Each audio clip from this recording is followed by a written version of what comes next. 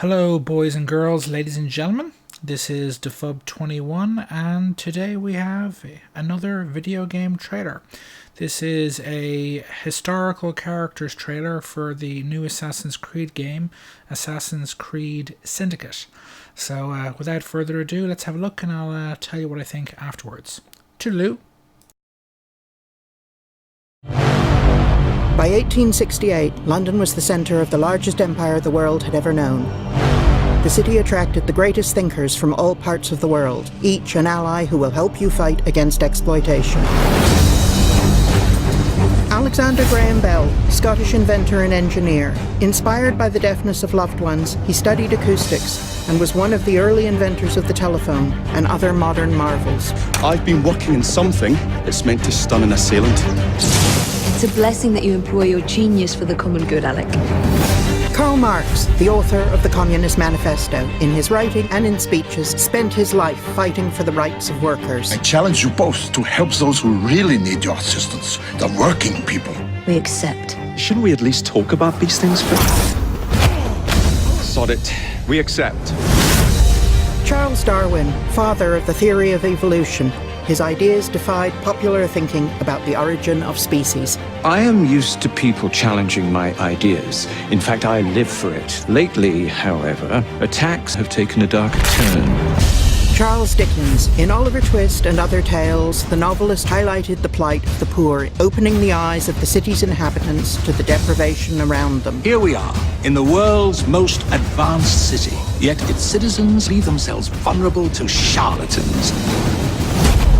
Is there a doctor nearby? Bring her inside.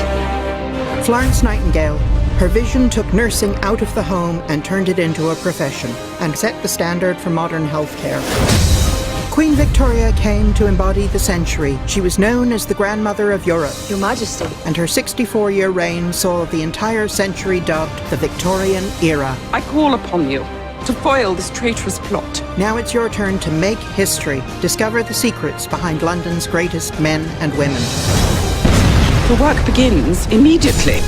Will you join us?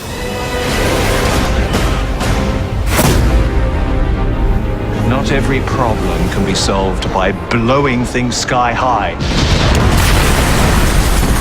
What's the fun in that? Pre-order now at Amazon for access to the Darwin and Dickens conspiracy. Reserve now. Available October 23rd.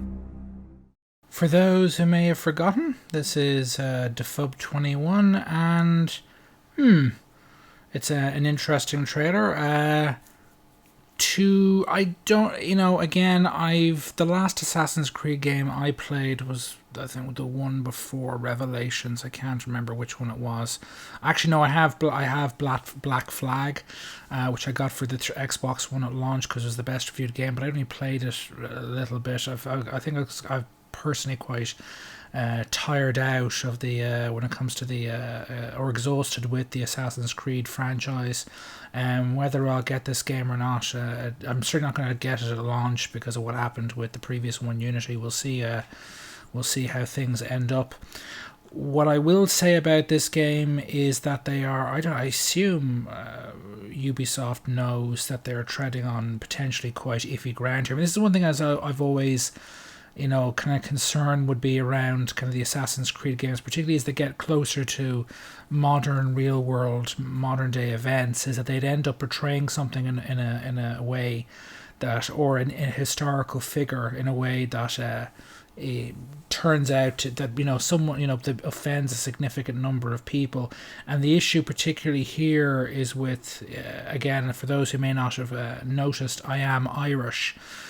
Queen Victoria may be known as the grandmother of Europe or may have been known as the grandmother of Europe in the rest of Europe, although I think one of her grandsons or grandnephews or something was Kaiser Wilhelm II, and he started World War One. So let's say that's how that worked out. The problem is that if you happen to be Irish, Queen Victoria is not known as the grandmother of Europe. She is known as the Famine Queen. The Great Irish Potato Famine happened during her reign, and according to this trailer, the game is set in 1869. The potato famine in Ireland ended in 1852. So this game is literally set within 20 years of the kind of most apocalyptic event in recent, and by that I mean the last couple of 100 years of Irish history. Half the indigenous population of the island either starved to death or forced to emigrate either to the US, Canada, or elsewhere to avoid starving to death. And it still affects Irish culture to this day. Historians are known to actually divide Irish history into pre-famine and post-famine Irish history, and depending on how she is portrayed, like there seems to be something in the trailer about some kind of traitorous attempt maybe to assassinate her or something like that. If the assassins turned out to be Irish Fenians or something like that, because those groups were running around at the time, and it's done in a negative way, it could really push some people's buttons. It is quite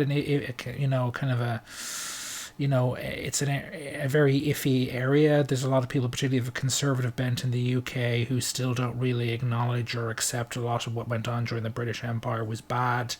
The famine was effectively the worst thing, certainly in terms of scale, the number of people killed who died from it, that happened certainly within what is the archipelago of the island of Ireland, is England, Scotland, Wales, and the other surrounding smaller islands, certainly in the last kind of 200 or 300 years, and just in terms of the raw number of people killed or forced to flee, never to return. And it's just, it has to be handled with kid gloves. And it is kind of, it's one thing, we were talking about the French Revolution, but the closer you get to modern day, to the modern day, the more historical events, the more characters that they may end up portraying or deciding to portray that could be deeply controversial. Karl Marx being a prime example.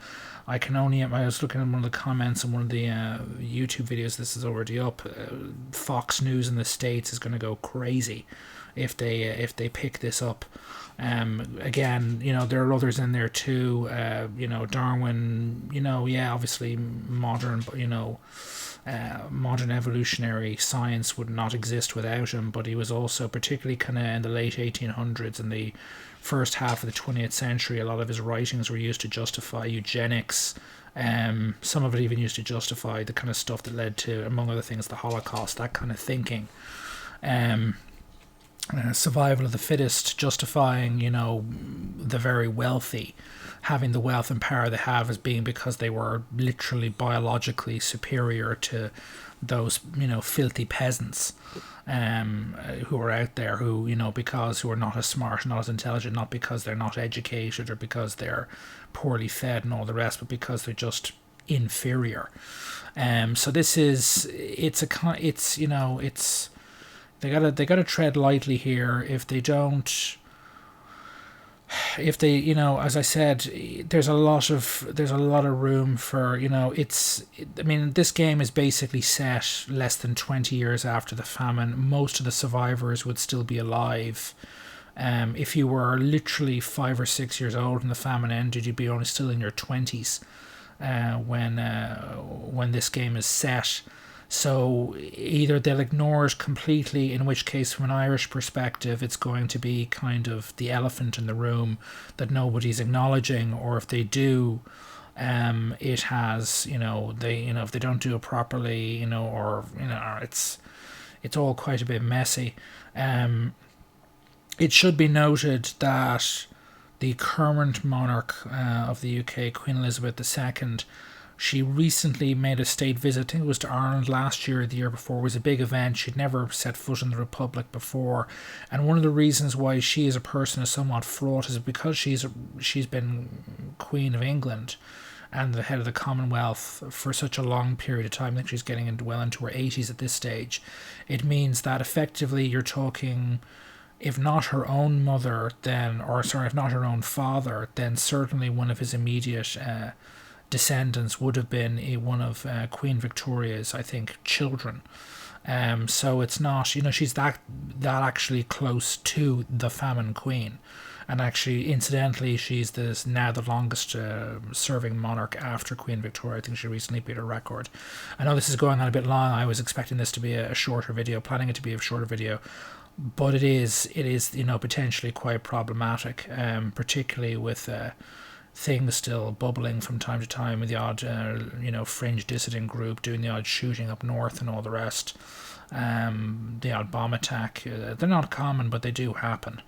It's a bit. They got to be careful about how they cover this, and of course, if they cover it in a way that'd be maybe even it's kind of a damned if you do, damned if you don't situation, because if they cover the Irish situation at the time in a sympathetic fashion, there may be certain elements in the UK who may well be offended by it. So, as I said, it's potentially all lose all around. But anyway, interesting enough trailer. For me, the franchise has kind of run its course. You can't keep releasing with such a big content-filled open world game year after year after year. I mean, even with Call of Duty, things are beginning to wear out. With that's a much more kind of shorter, certainly in terms of single player and immediate experience. You pick it up, you blast away for however long you want on multiplayer, then you stop. It's an awful lot more work to complete an Assassin's Creed game, even if you just stick to the main story. And I think this has, again, for me, it's run its course. I'm not terribly interested in buying this game, but it has the potential to be controversial. Dealing with the first half of the 20th century, I mean, Jesus, I mean, there's the stuff you don't usually know. I mean, the King Leopold, I don't know what he was, second, third, fourth, fifth, whatever. The King of Belgium in the first half of the 20th century was basically almost as much of a monster as Hitler and Stalin, but most people don't really know it because the Belgians don't really acknowledge it, one, and two, because most of his victims were in Africa. If you talk to someone from Congo, I think they might have a somewhat different view of him than many people still in Belgium do. Anyway, I could waffle on and on and on, but this is Defub21. If you like this video, please take a look at my channel. If you like what you see there, feel free to subscribe. Oh, and like this video. And again, this is Defub21. Toodaloo.